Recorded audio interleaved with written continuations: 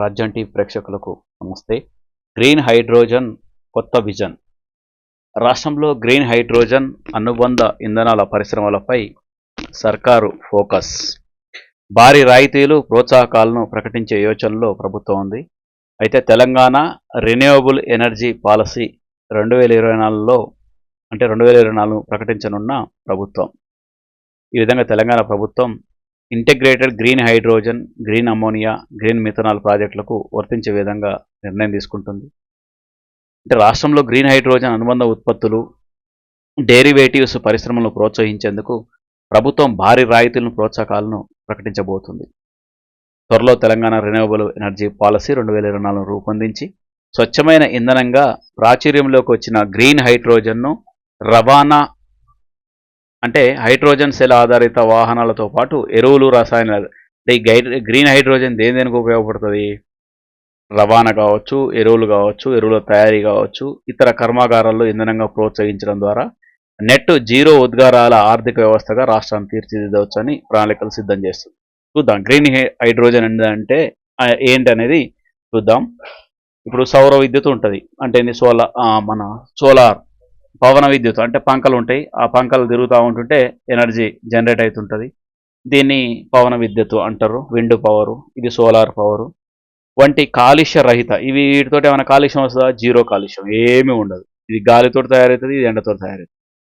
పునరుత్పాదక విద్యుత్తును ఉపయోగించి నీటిని హైడ్రోజన్, ఆక్సిజన్గా విడగొట్టడం ద్వారా ఈ విద్యుత్తును ఉపయోగించి సౌర కావచ్చు, పవన విద్యుత్తును ఉపయోగించి నీటిని హైడ్రోజన్ ప్లస్ ఆక్సిజన్గా విడగొట్టడం ద్వారా ఉత్పత్తి చేసే హైడ్రోజన్ను గ్రీన్ హైడ్రోజన్ అంటారు. ఎంత సింపుల్ చూడండి. వాహనాలతో మరి ఇది దేనికి ఉపయోగిస్తారు? ఈ గ్రీన్ హైడ్రోజన్ని దేనికి ఉపయోగిస్తారంటే ఇది ఎరువుల కర్మాగారానికి కావచ్చు, దాంతోపాటు ఇక్కడ ఎరువుల కర్మాగారం, దాంతోపాటు విండ్ పవరు, ఇవన్నీ ఒక సింబాలిక్గా తయారు చేసేది. ఇది సరే, సిమెంట్ పరిశ్రమల్లో, ఉక్కు పరిశ్రమల్లో, ఎరువుల పరిశ్రమల్లో వాడేట కాలుష్యకారక సాంప్రదాయ ఇంధనాలకు బదులుగా, అంటే ఇప్పుడు జనరల్గా అందులో ఉపయోగించేట థర్మల్ విద్యుత్ అలాంటి విద్యుత్ కాకుండా ఇది ఉపయోగించే కాలుష్యకారక సాంప్రదాయ ఇంధనాలకు బదులుగా గ్రీన్ హైడ్రోజన్ ఉపయోగించాలన్నది దీని లక్ష్యం అన్నట్టు. తద్వారా కాలుష్యం తగ్గించడం, అంటే భూమి వేడి కాకుండా చూసేటానికి అవకాశం ఉంటుంది అన్నట్టు. That is green hydrogen. అట్లా భూతాపాన్ని నియంత్రించేందుకు ప్రపంచవ్యాప్తంగా కార్బన్ ఉద్గారాలను తగ్గించాలనే చర్చ చాలా కాలం నుంచి సాగుతుంది. ఈ క్రమంలో శిలాజ ఇంధనాలకు బదులుగా కాలుష్యరహిత గ్రీన్ హైడ్రోజన్ ఇంధనంగా ఉపయోగించాలని ప్రతిపాదనలు ఉన్నాయి. కేంద్ర ప్రభుత్వం 2022 ఫిబ్రవరిలో ప్రకటించిన నేషనల్ హైడ్రోజన్ మిషన్లో 2030 నాటికి దేశంలో ఏటా 5 మిలియన్ టన్నుల గ్రీన్ హైడ్రోజన్ను ఉత్పత్తి చేయాలని లక్ష్యంగా పెట్టుకుంది. ఏది కేంద్రం? ఎప్పట్లోగా? 2030 నాటికి. ఎంత? 5 మిలియన్ టన్నులు, అంటే 50 లక్షల టన్నుల గ్రీన్ హైడ్రోజన్ ఉత్పత్తి చేయాలని నిర్ణయం తీసుకుంది కేంద్ర ప్రభుత్వం. ఇది ఎప్పుడు ప్రకటించిందంటే 2022 ఫిబ్రవరిలో ప్రకటించింది. ఏది? నేషనల్ హైడ్రోజన్ మిషన్ అనే కార్యక్రమంలో భాగంగా. దీంతో డెరివేటివ్స్ వినియోగాన్ని పెద్ద ఎత్తున ప్రోత్సహించాలని రాష్ట్ర ప్రభుత్వం కూడా నిర్ణయం తీసుకుంది అన్నట్టు.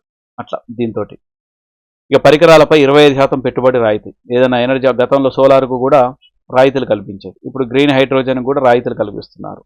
ఎలక్ట్రోలైజేషన్ ఆధారిత గ్రీన్ హైడ్రోజన్ ప్రాజెక్టులకు ప్రతి మెగావాటు 1400 TPAకు గరిష్టంగా 1 కోటి చొప్పున ఎలక్ట్రోలైజర్ పరికరాలు ప్లాంట్ వ్యయంతో 25% వరకు రాయితీని అందిస్తాయన్నట్టు.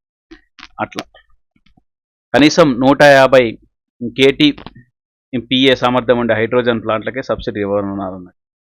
అట్లా ఇంటిగ్రేటెడ్ ప్రాజెక్టులకు సబ్సిడీలు. ఇంటిగ్రేటెడ్ గ్రీన్ హైడ్రోజన్ కావచ్చు, గ్రీన్ అమోనియా, గ్రీన్ మిథనాల్ పరిశ్రమల ప్లాంట్లు పరికరాల వ్యయంలో 25% వరకు సబ్సిడీగా అందించనుంది ప్రభుత్వం.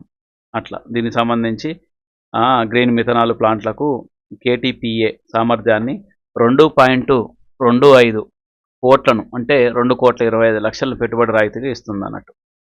అట్లా ఇతర రాయితీలు ఏంటంటే గ్రీన్ హైడ్రోజన్ అనుబంధ ఉత్పత్తి ప్రాజెక్టుల స్థలాలకు వ్యవసాయేతర స్థలాలుగా తక్షణమే గుర్తింపు కల్పిస్తారు. ప్రాజెక్టులకు ప్రభుత్వ నీటి సరఫరా సదుపాయాన్ని కల్పిస్తుంది.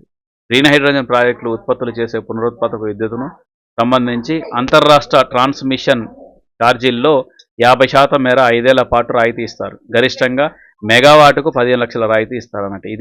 ఈ విధంగా ఇలాంటి ప్లాంట్లకు, ఇదంతా గ్రీన్ హైడ్రోజన్ ప్లాంట్లకు ఏర్పాటు చేస్తున్నారు.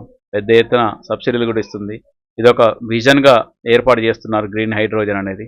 అట్లా ఇది గ్రీన్ హైడ్రోజన్కి సంబంధించిన వివరాలు. Thank you one and all.